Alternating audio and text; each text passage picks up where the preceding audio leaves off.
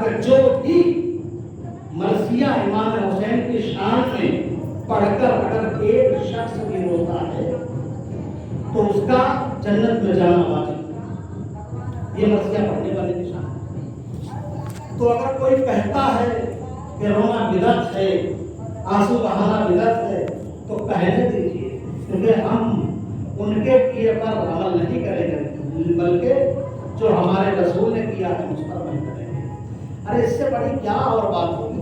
جب امام حسین کی ولادت ہوئی نا، جب ولادت ہوئی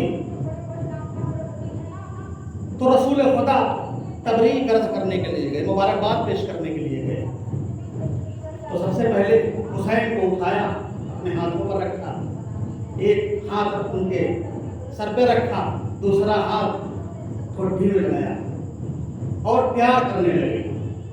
پیار کرتے کرتے کیا دیکھا کہ جبریل 70,000 فرشتوں کے ساتھ آئے، انہوں نے بھی مبارکباد پیش کی اور پھر رسول سے کہا کہ اے رسول، یا رسول اللہ، جس کو آپ مبارکباد دے رہے ہیں یہی حسین کربلا کے میدان میں 3 دن کا بھوکا اور پیاسا شہید ہوا ہے۔ رسول یہ سن کر گریہ کرنے لگے، اتنا گریہ کیا کہ شہزادی نے دیکھ لیا، شہزادی بابا کے قریب آئی، کہا کہ بابا کیا آپ کو میرے بیٹے کی ولادت پر خوشی نہیں؟ کہا بیٹی ایسی بات نہیں ہے، مجھے بہت خوشی ہوئی ہے۔ پھر رونے کا سبب کیا ہے؟ کہا میں رو اس لیے رہا ہوں کہ یہی تمہارا بیٹا 3 دن کا کربلا کے میدان میں بھوکا اور پیاسا شہید کیا۔ تو شہزادے نے کہا اچھا بابا، یہ سن کر شہزادے کی حالت متغیر ہونے لگی۔ کہا بابا جب میرا بیٹا حسین شہید ہوگا تو کیا آپ ہوں گے وہاں؟ کہا بیٹی نہیں، میں نہیں۔ کہا پھر ہم ہوں گے؟ کہا بیٹے تو بھی نہیں ہوگی۔ کہا کہ علی ہوں گے؟ کہا کہ علی بھی نہیں ہوں گے۔ کہا کہ اس کا بھائی حسن ہوگا؟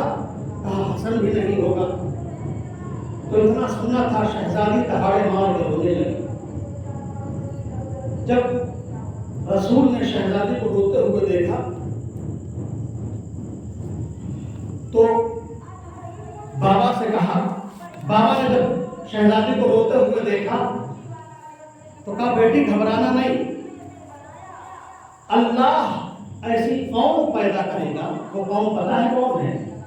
ہم لوگ جو حسین پر گریہ کرتے ہیں، ماتم کرتے ہیں، آنسو بہاتے ہیں، عرش عطا بچھاتے ہیں۔ یہ رسول کی دعا ہے، ہم اور آپ دعا ہے رسول کا خدا بند مطابق ایسی قوم پیدا کرے گا جو تیرے بیٹے پر بڑے بوڑھے بچے جوان عورتیں سب تیرے حسین پر گریہ کریں گے۔ تو شہزادی نے کہا بابا میں بھی آپ سے بات کرتی ہوں، وصیت کرتی ہوں کہ بابا جب میرے بیٹے پر یہ لوگ روئیں گے نا تو میں بھی یہ کہتی ہوں کہ جب تک میرے بیٹے کے عزادار جنت میں داخل نہیں ہو جائیں گے ہم بھی اپنا قدم اندر نہیں لیں گے۔ ہاں اللہ، آج محرم کی پہلی تاریخ ہو گئی، اس حسین کو، اس غم حسین کو منانے کے لیے ہم اور آپ بڑی آسانی سے حسین کا ماتم کر رہے ہیں۔ چند سال پہلے، کچھ سال پہلے اس پر بڑی پابندیاں لگائی گئی، کوئی روتا تھا، کوئی گریہ کرتا تھا تو اس کے لیے یہ گریہ کرنا، ماتم کرنا، اس کے اوپر ظلم کیا جاتا تھا، اس کو مارا جاتا تھا۔ لوگوں نے اس امام حسین کی عزاداری کے لیے مان سے لے کر جان تک نشاور کرتے ہیں۔ بصرے کا ایک شخص ہے کہ جو غریب ہے، مزدوری کیا کرتا تھا، ہر سال وہ محرم میں مجلس امام حسین کرتا تھا اور جتنے بھی عزادار آتے تھے ان کو کھانا کھلاتا تھا مجلس کے بعد میں۔ تو کیا ہوا، وہ محرم سے پہلے مریض ہو جاتا ہے، 2 دن پہلے اسے مرض سے افاقہ ہوا تو وہ دیکھتا ہے کہ ہمارے پاس کچھ کھانے پینے کو نہیں ہے، وہ یہ سوچ کر کے چوک پر جاتا ہے اور جانے کے بعد وہاں کہتا ہے کہ ہے کوئی جو ہم سے محنت پوری کروائے اور مزدوری ہمیں آدھی دے. 3-4 مرتبہ آواز لگاتا ہے لیکن کوئی جواب نہیں ملتا. یہ سوچ کر وہ واپس آ جاتا ہے کہ کوئی بھی ہماری سننے والا نہیں ہے. یہ سوچ کر گھر آتا ہے, مصلی بچھاتا ہے. مصلی بچھانے کے بعد نماز ادا کرتا ہے اور مصلی پر رونے لگتا ہے. روتے ہوئے بیوی نے دیکھا اور کہتا ہے مولا میں آپ سے شرمندہ ہوں, آج ہمارے پاس پیسہ نہیں ہے کہ جو ہم آپ کی مجلس کے لیے تبرک لے آئیں اور ظاہری جو عزادار آئیں گے ان کے سامنے پیش کریں.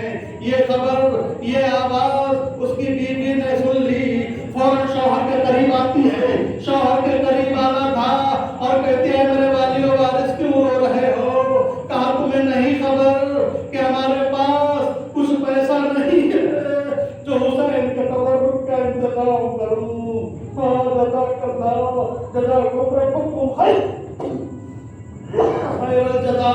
خدا آپ کو کسی غم میں نہ اڑائے سوائے امام مظلوم کربلا کے. اب وہ بیوی کہتی ہے اس کی کہ تمہیں 2 بچے کس نے عطا کیا ہے؟ وہ کہتا ہے حسین نے. کہ جب تمہیں حسین نے یہ 2 بچے عطا کیے ہیں تو انہیں ان کی راہ میں بیچ دو. اب وہ شخص خوش ہو جاتا ہے. اب جب خوش ہو جاتا ہے تو بچوں کو تیار کیا جاتا ہے. بچے تیار ہو گئے. اب جو بھی چاہتا ہے کہ لے کے بازار کی طرف چلے. ارے بیوی نے کہا کہ نہیں, جیسے تم اور دنوں میں بچوں کو لے کر جاتے تھے ویسے نہیں, بچے پیچھے رہتے تھے لیکن آج ایسا نہیں ہوگا. ارے قربانی کا مطلب یہ ہوتا ہے کہ قربانی آگے چلتی ہے. آج ہمارے بچوں کو تم آگے لے کے جانا. اب وہ بچے آگے آگے چلتے ہوئے گئے اور جب بصرے کے چوک پر پہنچے آواز لگانا اس شخص نے شروع کی, ہے کوئی جو میرے بچوں کو خرید لے اور مجھے اتنا پیسہ دے دے تاکہ میں حسین کی مجلس کا تبرک خرید سکوں. کئی مرتبہ آواز لگانے کے بعد اس نے دیکھا کہ ایک دلدل سوار اس کی طرف چلتا ہوا چلا رہا ہے. ارے جب وہ قریب آیا تو اس نے کہا تو اپنے بچوں کو کتنے میں بیچے گا؟ وہ کہتا مجھے صرف اتنا چاہیے کہ جس سے میں حسین کی مجلس کا تبرک خرید سکوں. کہا اچھا. اتنے درہم اس شخص نے اس کو دیے. اب وہ درہم لے کر آ جاتا ہے, خوشی خوشی تبرک خریدتا ہے, مجلس حسین برپا کرتا ہے, عزاداروں کو کھانا کھلاتا ہے. ارے کھانا کھا کے وہ سب لوگ جب چلے جاتے ہیں نا تو یہ مصلی بچھاتا ہے اور مصلی بچھانے کے بعد نماز ادا کی. نماز ادا کرنے کے بعد رونا شروع کر دیا. ارے جب بیوی نے بھی دیکھا تو وہ بھی رونے لگی اور جب رونے لگی تو اس شخص نے کہا کہ تم کیوں رو رہی ہو؟ کہا کہ میں بس اس لیے رو رہی ہوں کہ ہمارے بچے حسین کے ماتم کے شہدائی تھے. اللہ جانے انہیں کون خرید کر لے گیا ہے, یا حسین والا خرید کے لے گیا ہے یا کوئی اور خرید کے لے گیا ہے. ابھی یہ دونوں میں گفتگو ہو ہی رہی تھی کہ دروازے پر دق الباب ہوا.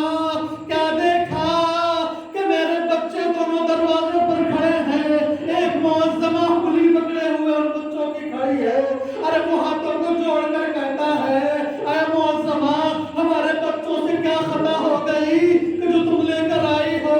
ارے اب ہمارے پاس تو پیسے بھی نہیں رہے جو میں واپس کر کے اپنے بچوں کو لے لوں. اور بچوں نے کہا بابا ایسی کوئی بات نہیں ہے. پورا واقعہ بتایا ان بچوں نے. اب وہ دکھیاری ماں کہتی ہے, وہ معظمہ کہتی ہے کہ تم نے ہمیں نہیں پہچانا. ارے وہ جو تم سے دلدل سوار تمہارے بچوں کو خرید کر لے گیا تھا, ارے وہ کوئی اور نہیں تھا, وہ ہمارا بیٹا حسین تھا. میں اس کی ماں دکھیاری سیدہ ہوں. العلانۃ اللہ قوم الظالمین. انا للہ و انا الیہ راجعون.